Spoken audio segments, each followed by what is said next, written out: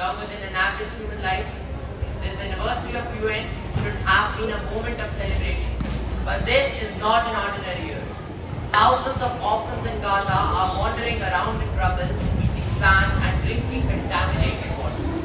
90-year-old women in Ukraine are hiding from drones. Children in Haiti are too afraid to go to school. Faced with these realities, it is not a time to celebrate, but to ask ourselves where the United Nations stands. Clearly, we have to do better. But what we should not allow is to let the cynics weaponize these things. It is not the Charter which wins. It is not the UN as an institution which wins. Charter is as strong as member states' willingness to uphold it. Yes, we have vacancy, but imagine how worse it could be without United Nations. Without UNICEF, 26 million of children would not have been provided with quality education. Without World Food Programme, 125 million of people would not have been provided with life-saving food. Without WHO, over 1 billion of vaccines would not have been transported to different parts of the world. This 80th session is not about building big celebrations. It is about finding the resolve, not to give up, resolve to be better together. Today, we gather here not for empty celebration, but to prove that this institution matters. True leadership is in fact about lifting others up. In this globalized, digitalized world, we work together or we suffer alone. Uphold the principles of the Charter. Act when the action is needed. The theme of this milestone session and high-level B was better together. 80 years more for peace, development and human rights. Will living up to that be easy? No. But this hall was never made for the easy times. It was made to confront the hardest topics. Show the people around the world that UN is there. Today, tomorrow and for next 8 decades. Because after all, it's the life insurance for every country. President Sir, Excellencies, ladies and gentlemen, 80 years ago, in a world scorched by war, leaders made a choice. Cooperation over chaos, law over lawlessness, peace over conflict. That choice gave birth to the United Nations, not as a dream for perfection, but as a practical strategy for the survival of humanity. Excellencies, our world is becoming increasingly multipolar, but multipolarity without effective multilateral institutions creates chaos. International cooperation is not naivete. In Sudan, civilians are being slaughtered, starved, and silenced. Women and girls face unspeakable violence. In Gaza, the horrors are approaching a third monstrous year. Nothing can justify the horrific Hamas terror attacks of October 7 and taking of hostages, both of which I have repeatedly condemned. And nothing can justify the collective punishment of the Palestinian people and the systematic destruction of Gaza. The Security Council must live up to its responsibilities. The climate crisis is accelerating. So are the solutions. Renewables are the cheapest and the fastest source of new power.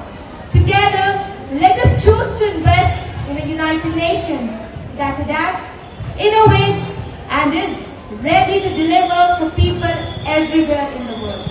It is not enough to know what the right choices are.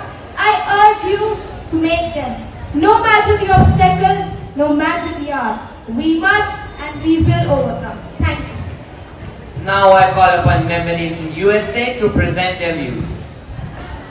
Mr. President, Secretary General, and distinguished delegates, the major agenda of United States is clear: eliminating existential threats to global peace. Our foremost concern remains Iran, world's leading sponsor of terror that must never obtain nuclear weapons. My administration offered full cooperation to halt its nuclear program, but the regime responded with threats. 3 months ago, we launched Operation Midnight Hammer, dismantling Iran's key nuclear facility, completely destroying its enrichment capacity. Soon after, we broke an end to the 12-day war between Israel and Iran. We are also pressing for a negotiated ceasefire in Gaza. But Hamas continues to reject reasonable peace offers. Unilateral recognition of a Palestinian state would only reward terrorism. The world must stand united with one message: release the hostages and return their dead bodies to their families without delay. Finally, we are working relentlessly to end the war in Ukraine, which is now in its 4th year. This needless destruction continues because some countries still choose to buy Russian oil that is indirectly funding that conflict. That support must stop if we truly want peace. The path to peace is clear, but it will demand unity and the will to act together. Thank you. Now I call upon member nation India to present their views. Mr. President, Secretary General, Excellencies, ladies and gentlemen, Namaskar from the people of Bharat. 8 decades after the founding of this unique body, the UN Charter calls on us not just to prevent war, but to build peace, to uphold the dignity of every human being, and to stand as a good neighbor, uniting our strength, so the generations to come inherit a world of justice, freedom, and progress. Mr. President, in the era of globalization, our agenda has evolved from development goals to shared priority like climate actions. While asserting our rights, we must also face up threats like terrorism. India has acted with resolve to defend its people against terrorism and bring perpetrators to justice. India, under the leadership of Prime Minister Narendra Modi, has developed 78 nations and acted as the first responder in 19 nations. Our contemporary approach rests on 3 pillars: developing our own capabilities in the area like pharma, digital application, and manufacturing. Second, involving zero tolerance for terrorism and strong defense border. And the last, advancing self-confidence in a rapidly growing economy to act as the voice of the global south. International cooperation must remain our guiding light. India will continue to lead with fairness, courage, and hope. Thank you. Now I call upon member nation Ukraine to present their views. Mr. President, Secretary General, dear leaders, excellencies, you know perfectly well, international law does not fully work unless you have powerful friends who are truly willing to stand up for it. And even that does not work without weapons. It's terrible, but without it, things would be even worse. No Ukrainian chose this kind of reality, and knowing our people, they would have chosen a different priority. What can Sudan or Slovenia or Palestine or any other people going through the war really expect from the UN or the global system? For decades, just statements and statements. Last year at this assembly, I warned the world about the risk of radiation disaster, especially due to Russia's occupation of our Zaporizhzhia nuclear power plant, the biggest in Europe. But nothing's changed. Nothing. Sudan had to call a UN Security Council meeting for the first time in history because the Russian fighter jets had deliberately entered its airspace. Dear leaders, we need global rules now for how AI can be used in nuclear weapons, and it is as urgent as preventing the spread of nuclear weapons. We need to restore international cooperations, real working cooperations for peace and for security. So dear leaders, please don't stay silent while Russia keeps dragging this war on. Speak out and condemn it. Please help us in saving life and international law and order. People are waiting for actions. Thank you so much. Glory to Ukraine. Now I call upon member nation Russia to present their views. Distinguished ladies and gentlemen, in 1945, the course of world history changed forever. This year, celebrations were held in Moscow and Beijing to mark the holidays of May 9th and September 3rd in honor of the victory in the Great Patriotic War and the Second World War. Today, the illegal use of force by Israel against Palestinians and aggressive actions against Iran, Qatar, Yemen, Lebanon, Syria, and Iraq threaten to explode the entire Middle East. Ukraine is the only country in the world that has legislatively prohibited the use of native language by almost half of its population. The rights of Russian and Russian-speaking people in the territories remaining under the control of Kiev regime must be restored and fully observed.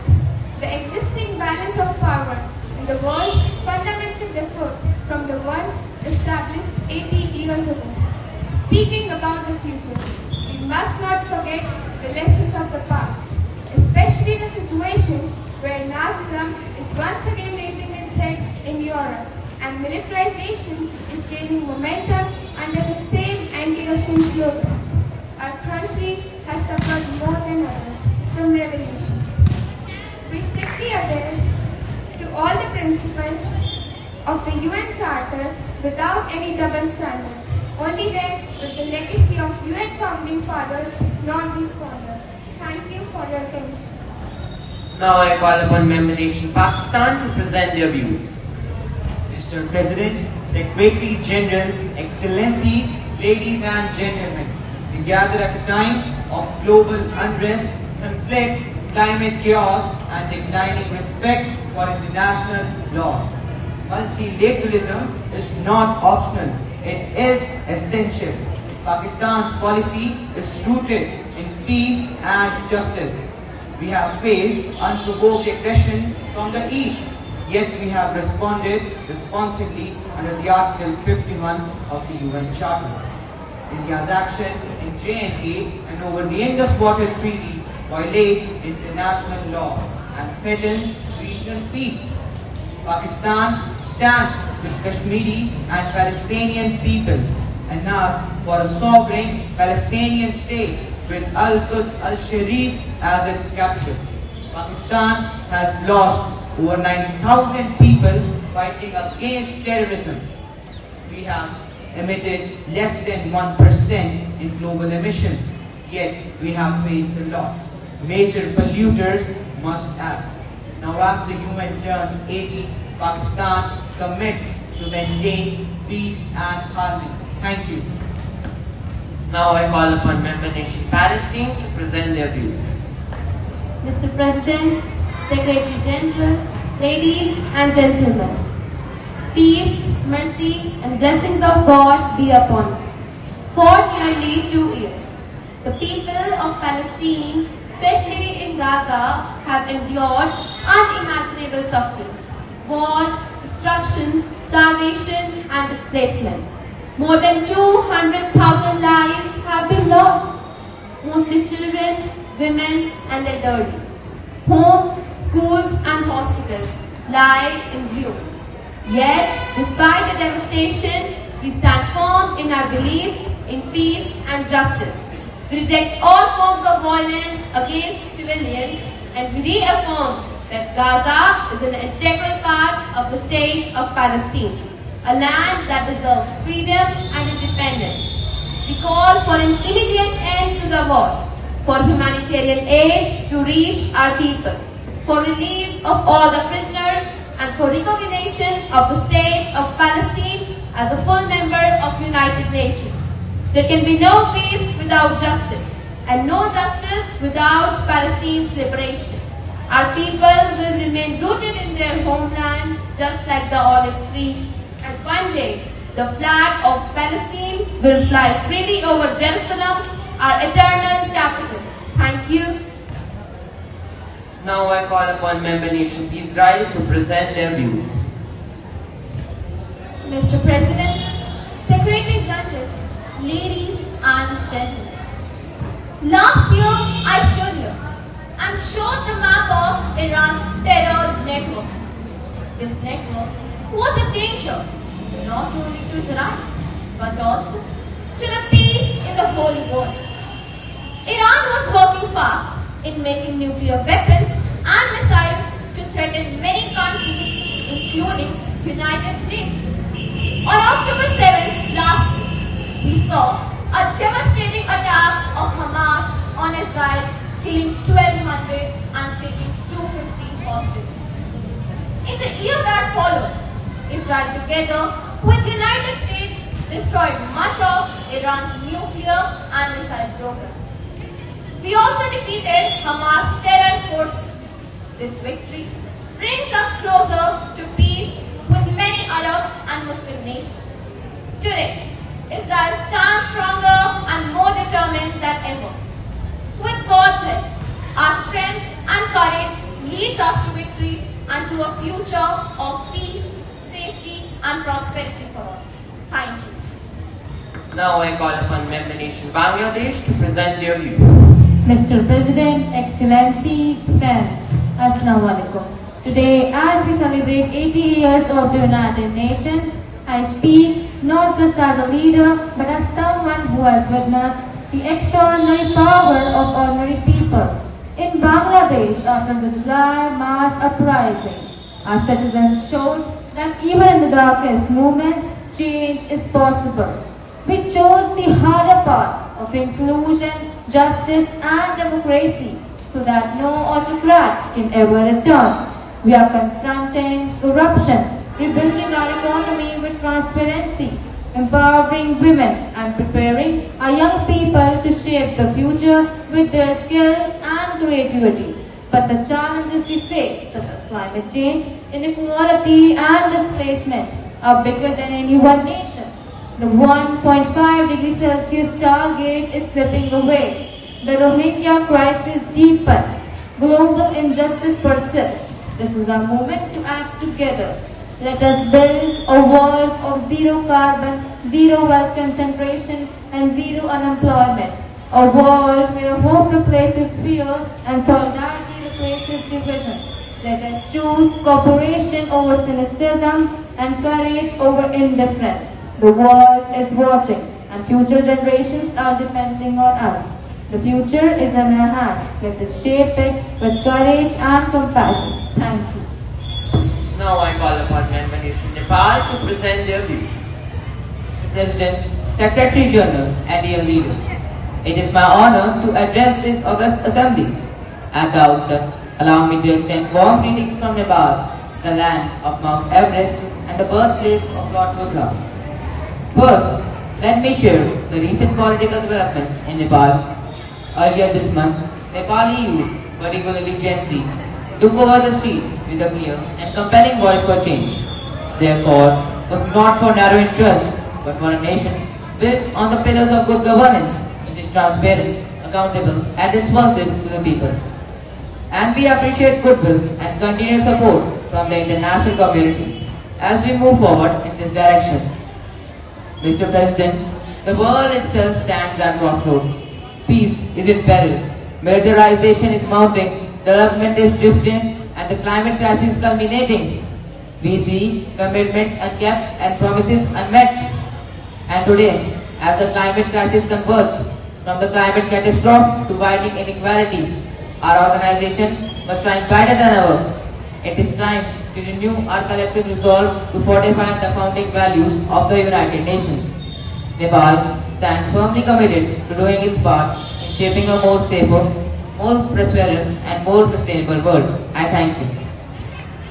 Excellencies, ladies and gentlemen, at the beginning of this week, we refer to United Nations as a house of diplomacy and dialogue standing at the crossroads, a place where we gather to have hard conversations during challenging times. If this hierarchy is an indication, this house is fulfilling that purpose. The United Nations is still relevant. Over the past week, we have heard from 189 members, 124 heads of state and government. Delegations, I thank you for your proactive leadership. As we come to the close of this General Assembly, we can take pride in what we have achieved together.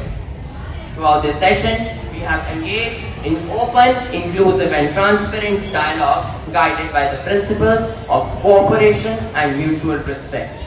We have worked collectively to strengthen multilateralism, to promote peace and security, to accelerate progress on the Sustainable Development Goals, and to ensure that no one is left behind.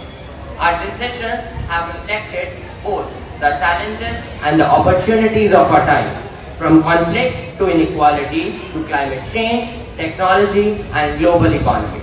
I extend my deepest gratitude to all member states, to the Secretariat and to all those who have supported the work of this assembly. Your dedication, your professionalism and your commitment to dialogue and consensus have made this session a success. We must now build on this momentum. Let us move forward with renewed determination to deliver peace, prosperity and progress, sustainability for all. Together, let us remain steadfast in our shared commitment to multilateralism and to the principles of United Nations Charter. Unafraid, unbroken, united. I thank you. Now I request all the member states to rise for the anthem.